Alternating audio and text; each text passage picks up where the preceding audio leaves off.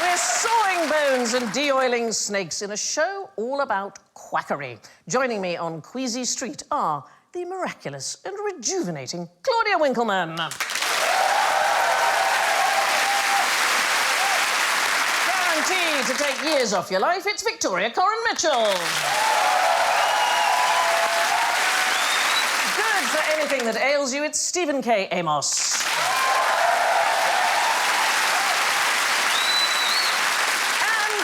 Alan Davis.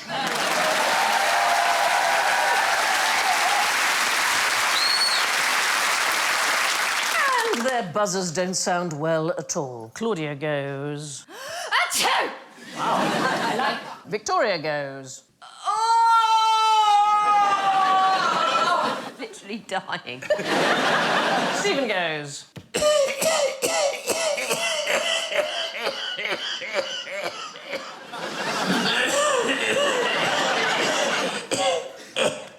My dad's car. And Alan goes...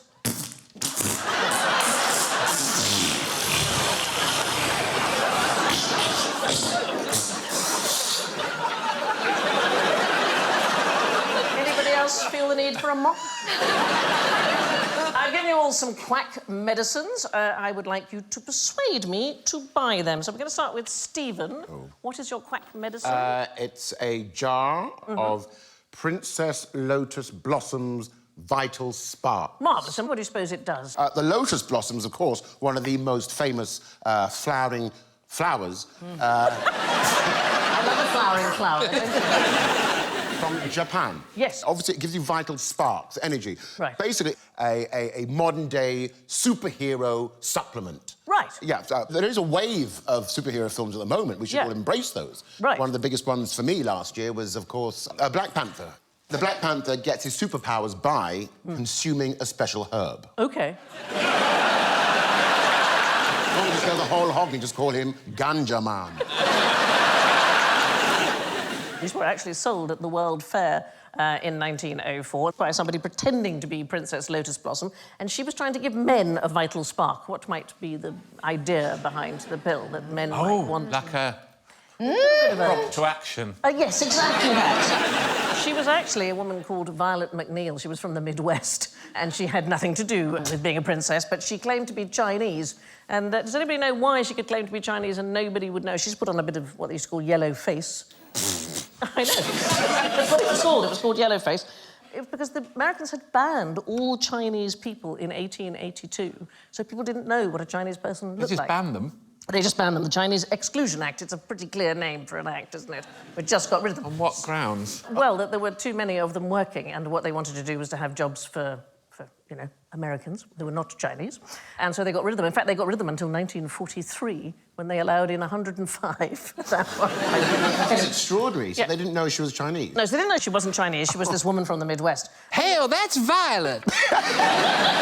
She ain't Chinese. That's Violet? Violet! What are you doing? They're basically boiled sweets, but she told everybody that this was something that had come from a pouch in the turtle brain called the quackery. Violet, where'd you get them pills? There it is, the quackery.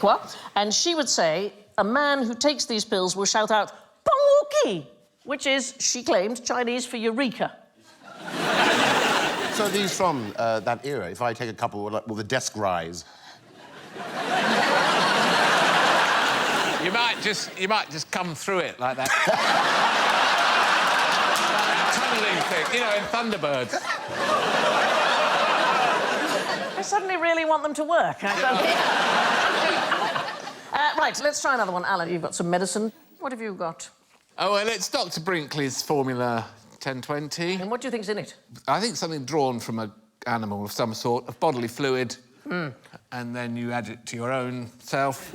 Cheaply priced. And almost odourless. Well...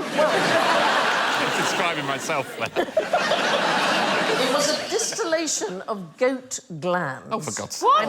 Yeah. Well, it wasn't actually. It was just coloured water. The temptation to fire it at the audience is almost...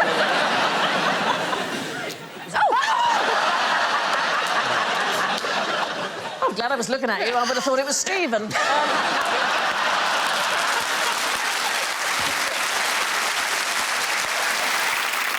He promoted this as a distillation that would cure anything from emphysema to flatulence. What? Which is quite a range, isn't it, of diseases. So I was quite close. Cure anything, a cure-all. Yes, but he also looked part goat, I think. Yes, goatee. Yes, exactly. And goats were a big thing for him because after the coloured water, he thought something more significant is needed. And he started transplanting goats' testicles into men's scrotums. Wait a minute. Yeah. You can't put a goat's testicle into a man's scrotum. Well, as they discovered... And God knows I've tried. But He was the goat gland doctor, and you would select your goat, and the goat would then be castrated and the testicles inserted into the patient's scrotum. But no, that didn't happen. No, it did happen, and lots of people did it without checking whether he was medically qualified to do this. Were these people, were they maybe impotent and concerned whether they could or could not have kids? Aha!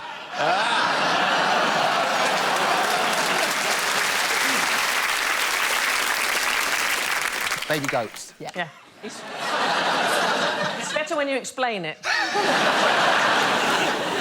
When they castrate and sheep and goats, then the testicles just drop off and shrivel up in the sack, don't they? actually, that's not true, because I have held a pair of ram's testicles. And... Ram's testicles? Yeah, they weren't attached to the ram at the time. I was making a series about the dictionary, and we were investigating the origins of the word codswallop. Yep. Because nobody quite knows where it comes from, and one theory was that it's related to cods, which is slang for testicles, and... you know, television being what it is, apparently I had to explain this on camera while holding a pair of ram's testicles. So, as in cod piece? Yeah, cods, knackers, it's a sort of common slang. No. Yes, and we went to a butcher's shop. This is good. And, no, but they're enormous. Describe like that. I mean... Can I just say this is not the direction I thought this was going to go? Right, Claudia, your medicine, Yes? what are you going to sell to us? Let's come OK. away, shall we, from virility. Oh, this is excellent. Theodore Roosevelt's baldness salve. Ah. Yeah. It might not be your head, just an area of your body where you want some more hair. Forearms, legs. Hot, cool. Check me out. Yeah. You use this. Right. I use this. Yeah, before this, I didn't have hair and down. Yeah. Well, it was sold by something called the Skolder Institute, and it was sold as something that had been used by both Roosevelt and Houdini. As it happens, both of them had recently died just before this product came out, so they couldn't say whether it was true or not. You sent samples of your hair through the post for an individual diagnosis by Professor Skolder, and he got his diagnosis from a Dominican friar. It was rather a complicated process, but a guy called Arthur J. Cramp, who was a rather tenacious member of the American Medical Association. He sent in hairs from a fox fur coat, from a Japanese wolf dog, then a woman with extremely long, lustrous hair, and finally a piece of wrapping twine. And each time he got the same response, which was that the hair was severely undernourished and needed Dr. Skolder's cure. It's actually just Vaseline. Yeah, but good. Good. But I think I did. I mean, we all want some, right? Yes, you've sold that to us. People have asked me whether I have experienced hair loss due to the fact that I'm wearing what is called a do-rag. I thought I'd wear it tonight to bring attention to the great British public that that is what this is. OK. It's not a hat, it's not a hairnet, it's a do-rag. I get confused. People at the airport, immigration, excuse me, sir, can you take off your bonnet? And I get quite defensive. I say it's actually a do-rag. It is a hat. Yeah. I mean, not to get too existential, but... Please do. What is a hat?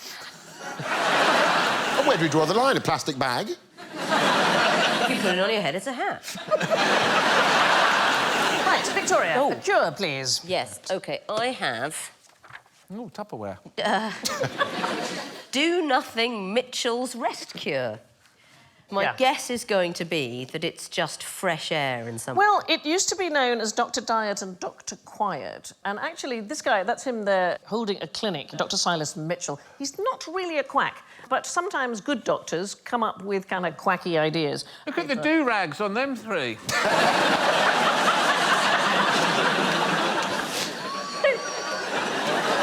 Said no one ever. I would say he's the father of neurology.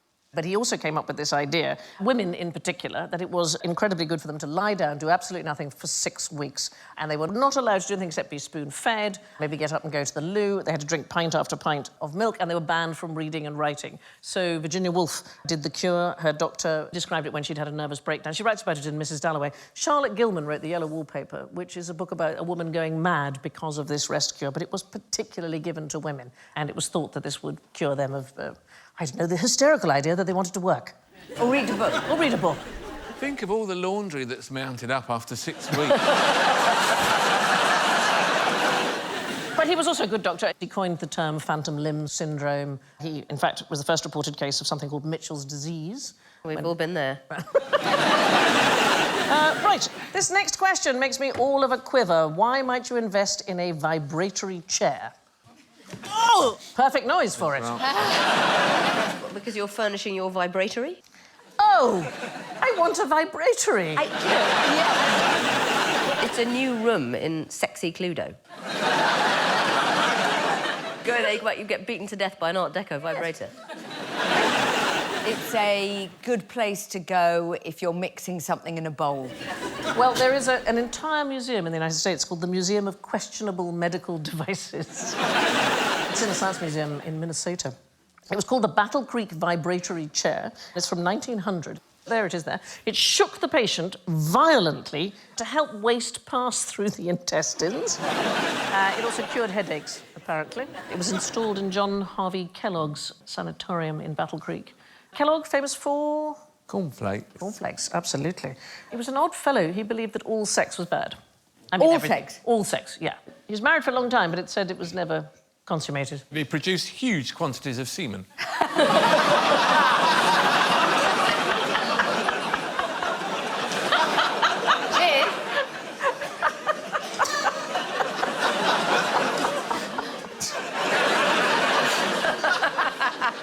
Oh, look at that now. I just shook this in my chair. There's also, in this Museum of Questionable Medical Devices, there's a 1970s foot-operated breast-enlarging pump. It looks completely... There it is. Yeah. What's that, so you can be discreet under the desk?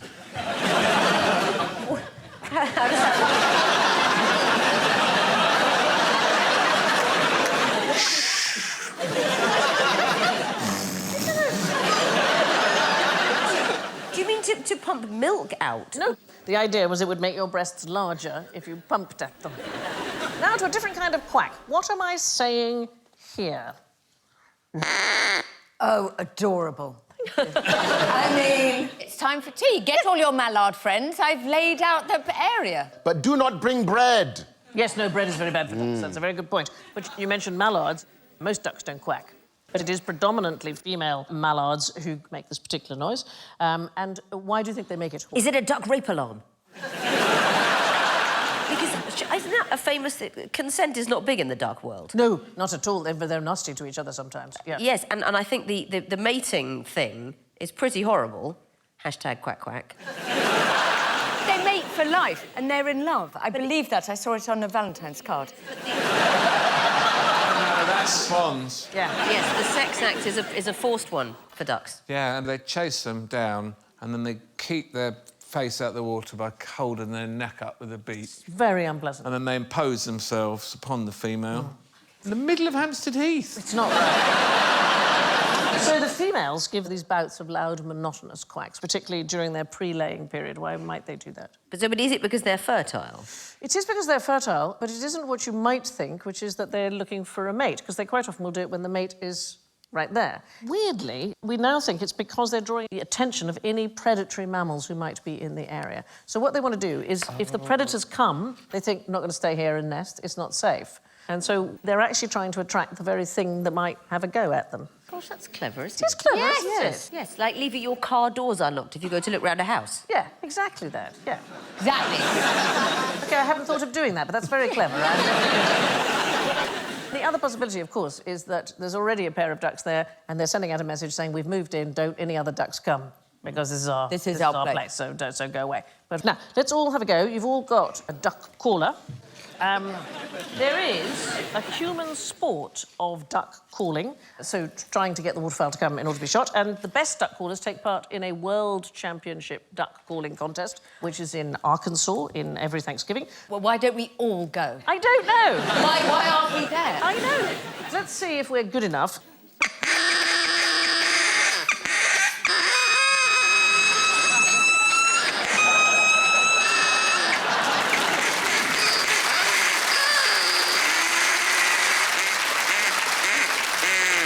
Victorian children used to make their bird callers by cutting the larynx from a recently dead goose. Yeah, and blowing through it. Oh, thank God television was invented. I know. Look at what they used to do if a child had no legs.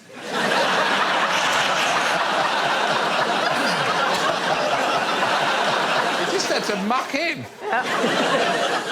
Anyway, in 1850, there was a 12-year-old who accidentally swallowed his goose's larynx that he was blowing through, and he started honking like a goose every time he breathed. And there was a German doctor who eventually performed a tracheotomy on him, and there's a medical paper entitled On the Removal of a Larynx of a Goose from That of a Child. Mallards quack to check for predators and avoid becoming a sitting duck. Would you like to meet Vomiting Larry? No. What? Have you got a thing about vomit? I've just closed my eyes. You continue. No, we're not actually going to show vomit. We're just going to talk about it a lot. Oh, I thought somebody called Larry was just going to come here. It's going to be a volcano or some kind of weird beetle or something. It's not a volcano. It is a humanoid simulated vomiting system developed by UK's Health and Safety Laboratory in Derbyshire by researcher Dr. Kat Mackeson Booth. And there is Kat, and there is Vomiting Larry, right Hello. there. Sorry.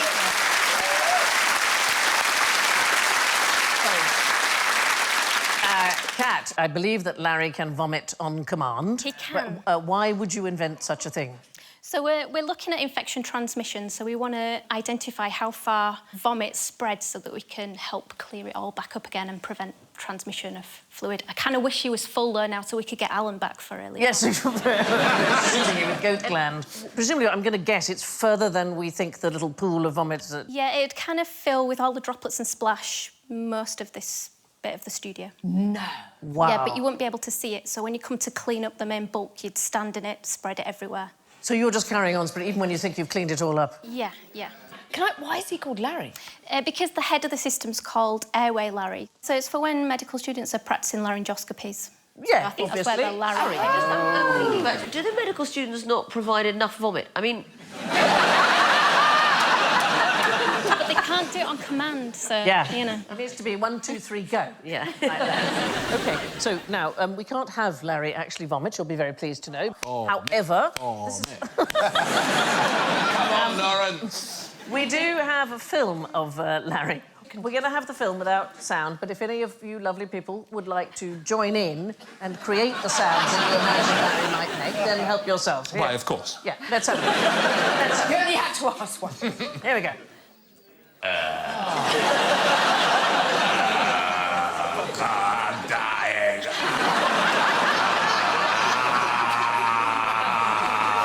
It's coming out of my arse as well.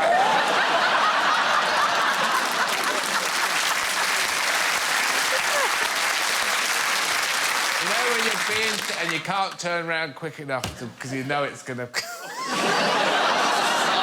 Oh, no.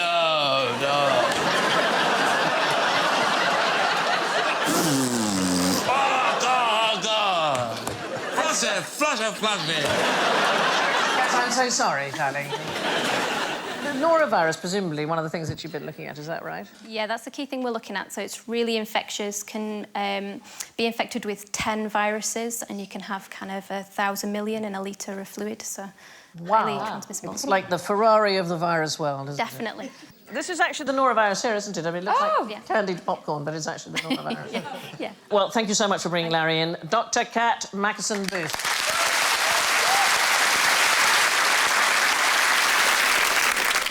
Here's another question to make you queasy.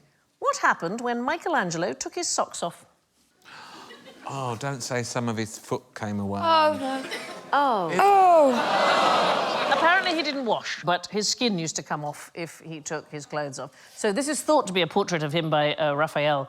It's a sort of having a go at him. Raphael was a kind of a young buck, and Michelangelo was quite old by then. And he has Michelangelo playing Heraclitus, sort of the weeping, grumpy philosopher, because Michelangelo was incredibly grumpy. But according to Michelangelo's biographer, he wore stockings of dog skin constantly for months together, so that when he took them off, the skin of the leg often came away with them. I know.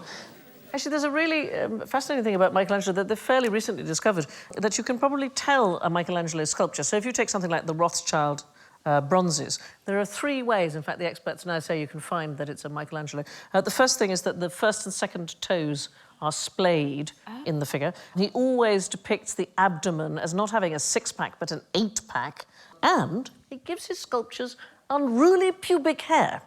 And the suggestion is that one of his favourite models must have had all of those attributes, the toes and the 8-pack and the unruly pubic hair.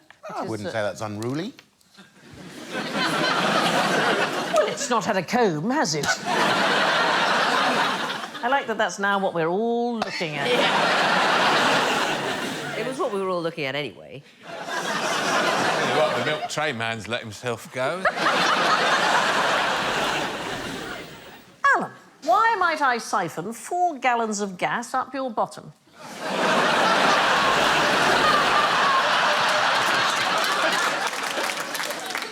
How did you get a photograph of that, you swine? We're talking about hydrogen. Is it going to have an enema effect? Is it a colon cleanser? It is a medical thing. Is it flammable? It is exactly flammable, and that's why it matters, yeah. This is not exactly... Wow. Oh, like, you're actually going to do it? Yeah. There was an American military surgeon who was called Nicholas Sen, and he came up with a system for checking whether you'd been shot in the guts. So one of the things they would do is they would pump hydrogen up your backside and then set fire to the gas as it escaped from the wound in your stomach. So we're talking about the late 19th century. It was a huge problem for surgeons to work out whether a wounded patient had their intestinal canal pierced by a bullet. Can't you just put them underwater like an inner tube? If you did the surgery and it wasn't necessary, it could kill somebody. So they needed to work it out. And so he came up with this system. It was called rectal insufflation of hydrogen gas. It's a bit like a plumber looking for a leak in a gas pipe. If it had gone in, it would escape through the hole. And he did try it. If there was no hole, they would just explode. Yes. Well, he did try it on several dogs first, to the point where their intestines ruptured. So, I know. But then he decided to try it on himself, and he had his assistant pump 6 litres of gas up his bottom. Can I just read this, because it's awful? He found that the escape of air or gas from the rectum was prevented by an assistant pressing the margins of the anus firmly above the rectal tube. Tried it on 2 patients, it never really caught on. It's quite clear that the entire thing was devised because he fancied his assistant. Also, sometimes I think with these stories about research, I just get to the end of a long day. And I think, let's see what happens if you stick a load of hydrogen up your arm. I think that's enough from the annals of medical history. Time to move on to that sick puppy that is general ignorance. So tell me, what's the technical name of the first patient in a disease outbreak? Keith. Oh, the audience will know. What is it? Patient 0.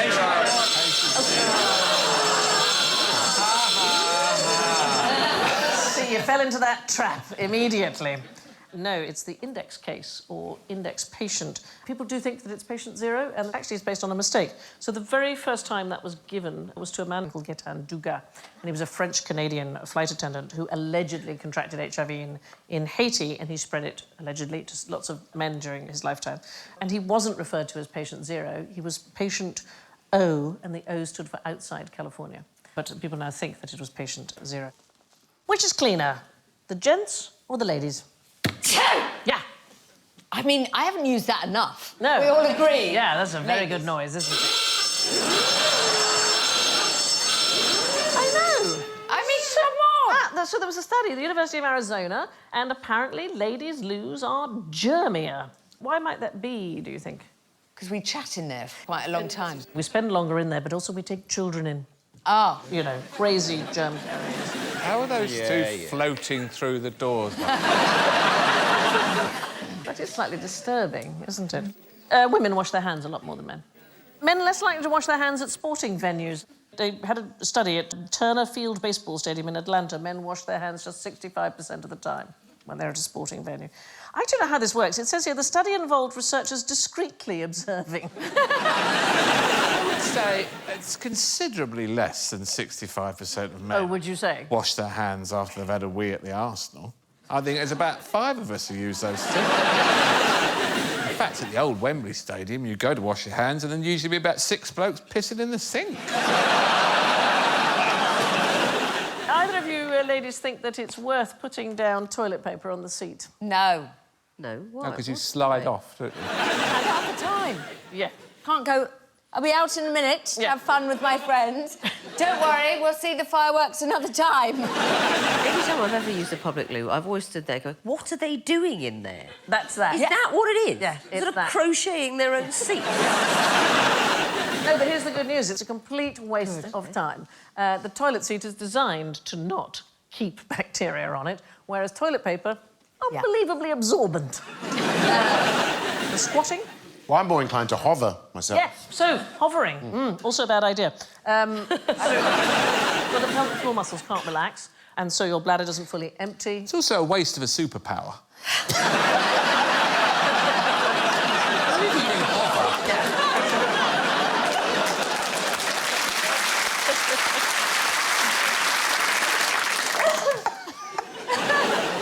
Turns out that the gentlemen's lavs are cleaner than the ladies', despite the smell.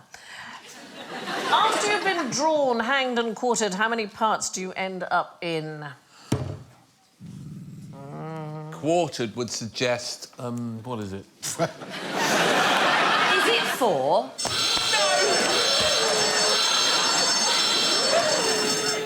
5. It is 5. Why is it 5? Do they put your head somewhere else? Head, yeah, absolutely. So it's your head plus the 4 quarters of your body. What used to happen sometimes is that the various body parts could be spread all over the country. So William Wallace, after his execution, his 4 quarters were sent to Newcastle, Berwick, Perth and Stirling, but his head remained on London Bridge. And there used to be a thing called the Keeper of the Heads. So about 300 years, the London Bridge Gatehouse was home to the Keeper of the Heads, and his job was to display the traitors' heads to good effect, take down the old ones. You know, you keep them, oh, that one's looking a bit tired, take that one down. Maggoty. All of which brings us to the cruel and unusual punishment of the scores. Coming in first with surgical precision. Oh, my goodness, with 8 points. It's Stephen! Goodness. Thank you so much. In second place, it's Alan.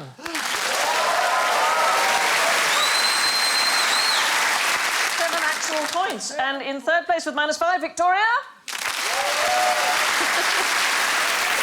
-6, it's Claudia. But Claudia is not last. In last place with -10, it's the audience.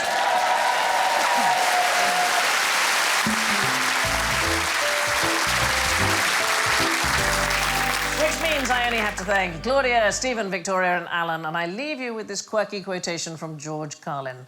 Isn't it a bit unnerving that doctors call what they do practice? Thank you and good night.